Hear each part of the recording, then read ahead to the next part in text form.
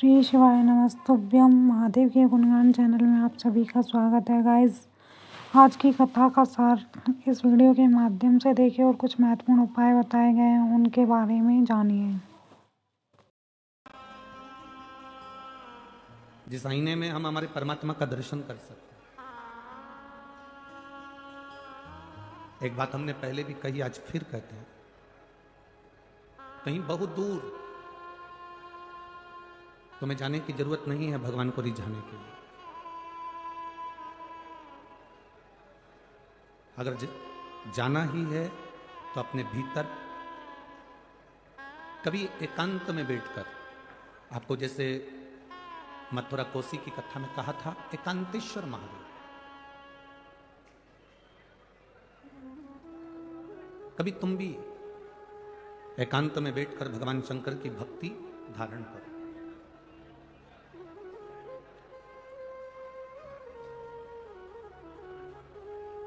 दो चीजें बड़ी कारगर होती है। केवल मात्र 2 हफ्ते भी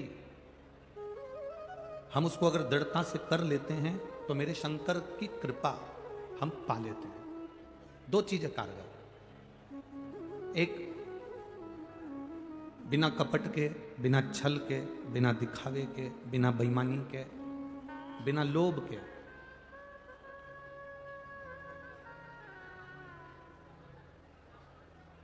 श्री शिवाय नमस्तुभ्यम मंत्र का जाप बेलपत्र के वृक्ष के नीचे बैठकर करना। उसमें एक बार आपकी कामना हो जाना चाहिए, उसके बाद तुम्हारे मन में ये नहीं आना चाहिए कि मैं इस कामना के लिए ये व्रत ये जप कर रही हूं। शुरू दिन आप जब बेलपत्र के पेड़ के नीचे बैठें, शुरू दिन जब आप बेलपत्र के वृक्ष के नीचे बैठकर कामना कर कर एक बार अपने मन में आ जाना चाहिए कि मैंने इस कामना से श्री शिवाय नमस्तुभ्यम मंत्र का जाप किया। और दूसरे नंबर पर है, जब बेलपत्र का पेड़ कहीं सूख गया हो और किसी किसी के यहां पर बेलपत्र का वृक्ष जब सूख जाता है तो उस वृक्ष को लोग निकाल देते हैं, तोड़ देते हैं, काट देते हैं, निकाल देते हैं। अगर किसी के यहां पर बेलपत्र का पेड़ कट गया हो, सूख गया हो, सूखा हो, किसी के काम नहीं आ रहा हो, तो वहां से बेलपत्र के वृक्ष की थोड़ी सी जड़ के पास का भाग लेकर आना और उसका चंदन जैसी मुठिया बना लेना और उसको फिर घिस कर मेरे देवाधिदेव महादेव को जब जल चढ़ाने जाओ तब वो बेलपत्री का चंदन मेरे महादेव को लगा कर आओ। हरे वृक्ष को नहीं तोड़ना, जो वृक्ष सूख गया, जो वृक्ष पूर्ण तरह से साल भर हो गया, 1.5 साल हो गया, 2 साल हो गया, किसी किसी के यहां का पेड़ कटने वाला है, सूख चुका है, बेकार हो चुका है, लोग उसे निकालना चाह रहे हैं, उसकी अगर थोड़ी सी लकड़ी, थोड़ा सा भाव मिल जाए, उसका घिसा हुआ चंदन देवाधिदेव महादेव को समर्पित किया। हरे वृक्ष की लकड़ी को नहीं।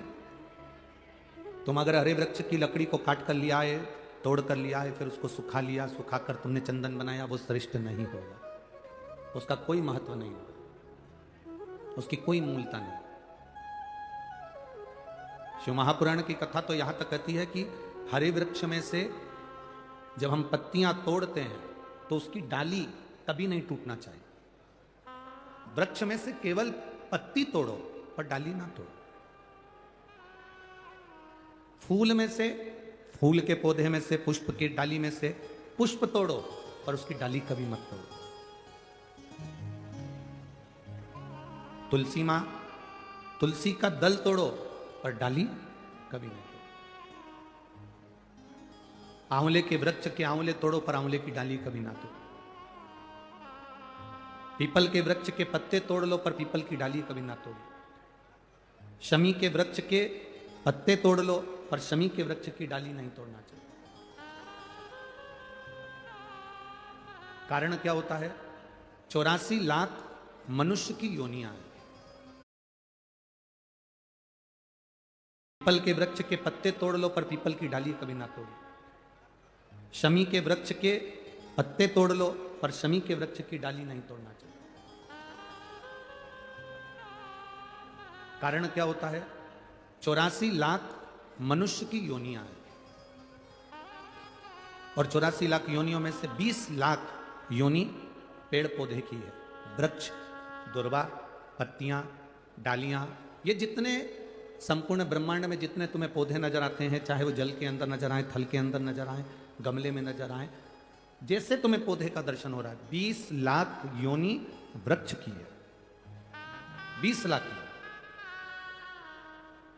अब 84 लाख में से 20 लाख योनि तो वृक्ष की है। शिव महापुराण की कथा कहती है, हम फूल तोड़ते समय अगर डाली तोड़ देते हैं, हम पत्तियां तोड़ते समय वृक्ष की डालियां तोड़ देते हैं, तो 84 लाख योनि में से 20 लाख योनि वृक्ष की है और वो योनियां हमको भुगतना पड़ती है। इसलिए केवल पत्तियां तोड़ो। आपको पत्ती की जरूरत है, बेलपत्र की जरूरत है, ये बेलपत्र की आपको जरूरत है, बेलपत्र तोड़िए, डाली ना तोड़ना। फूल की जरूरत है, फूल तोड़िए, उसकी डालियां ना तोड़िए।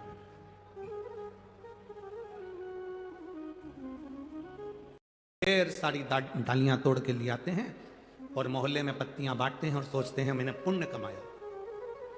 नहीं नहीं, इससे पुण्य की प्राप्ति नहीं। एक बड़ा सुंदर संवाद आता है।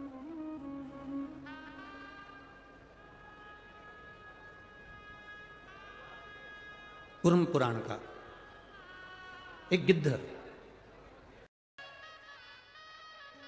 स्त्रियां कहती हैं कि हम रुद्राक्ष पहन सकते हैं, हम रजस्वला हो जाते हैं। स्त्रियां कहती हैं हम गर्भ धारण करते हैं, रुद्राक्ष पहन सकते हैं। बेटियां कहती हैं हम रुद्राक्ष पहन सकते हैं, बेटे कहते हैं हम रुद्राक्ष पहन सकते हैं। शिव महापुराण की कथा कहती है जिसके शरीर के इस भाग के अंतर्गत हृदय के नजदीक में रुद्राक्ष, जिसके गले में लाल धागे में हो, चाहे स्वर्ण में हो, चाहे चांदी में हो, चाहे जिस भाव से आप रुद्राक्ष को धारण कर रहे हो, भले लाल धागे में पहन रहे हो, अगर एक रुद्राक्ष सीहोर का तुम्हारे पास में है या रुद्राक्ष तुम्हारे गले में डला हुआ है, तो इतना विश्वास रखना कि कोई बड़ी बीमारी तुम्हारे करीब में आ नहीं सकती जब तक रुद्राक्ष तुम्हारे करीब में।